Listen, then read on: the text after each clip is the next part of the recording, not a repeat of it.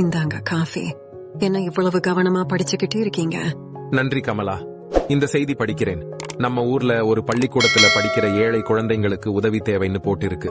புத்தகங்கள், சீருடைகள், குறிப்பா 10ஆம் வகுப்பு படிக்கிற பிள்ளைங்களுக்கு பரீட்சை நெருங்கிட்டு இருக்கு.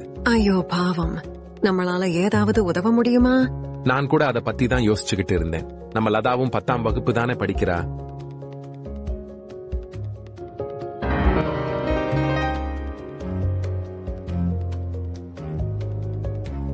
அம்மா, நான் வந்துட்டேன். வா கண்ணு, பசிச்சுடுச்சா? வா சாப்பிடலாம். ஆனா முதல்ல ஒரு விஷயம் சொல்லணும். இன்னைக்கு பள்ளியில் ராதான்னு ஒரு பெண் அழுதுகிட்டு இருந்தா. டீச்சர் கூட கம்ஃபர்ட் பண்ண முடியல.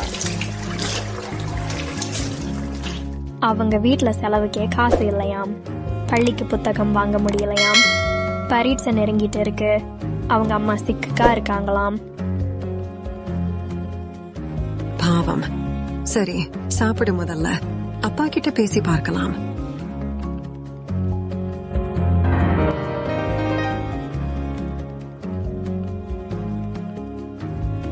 என்ன 2 பேரும் சீரியஸா உட்கார்ந்திருக்கீங்க? இன்னைக்கு காலையில நீங்க படிச்ச செய்தியும் நம்ம லதா சொன்ன விஷயமும் ஒரே மாதிரி இருக்கு.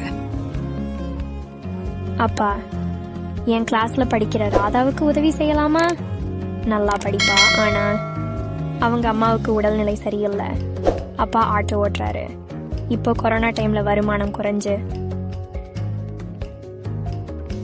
நிச்சயமா செய்யலாம். நீ நல்ல விஷயம் கேட்டு. நம்ம கிட்ட இருக்கிறத பகிர்ந்துக்கிறது தான் வாழ்க்கையோட அர்த்தமே. நாளைக்கே நான் ராதாவோட அம்மாவை பார்க்க போறேன். என்னென்ன தேவைன்னு கேட்டுக்கிறேன். நீங்க 2 பேரும் உலகத்துல best. I love you mom and dot.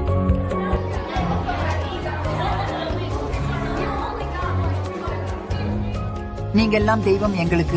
எங்களுக்கு எப்படி நன்றி சொல்றதுன்னே தெரியல. அக்கா, இதுல நன்றி எதுக்கு? நாம எல்லாரும் ஒரே குடும்பம் மாதிரி.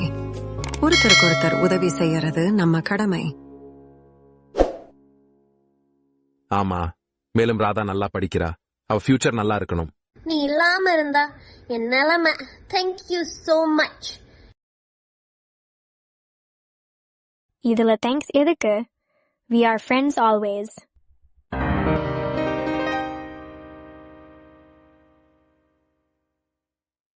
அப்பா, இன்னைக்கு ராதா ரொம்ப ஹாப்பியா இருந்தா.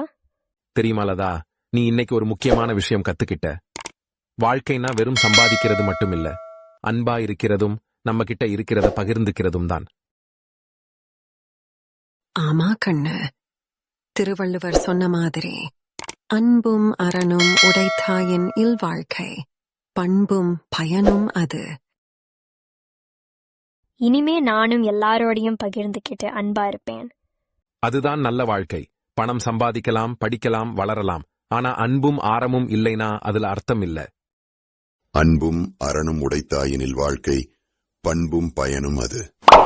மனைவி பிள்ளைகளிடத்தில் அன்பும், தேடிய பொருளை நட்பு சுற்றங்களுடன் பகிர்ந்து கொள்ளும் அறமும் இருந்தால் இல்வாழ்க்கையின் பண்பும் அதுவே, பயனும் அதுவே. Please subscribe.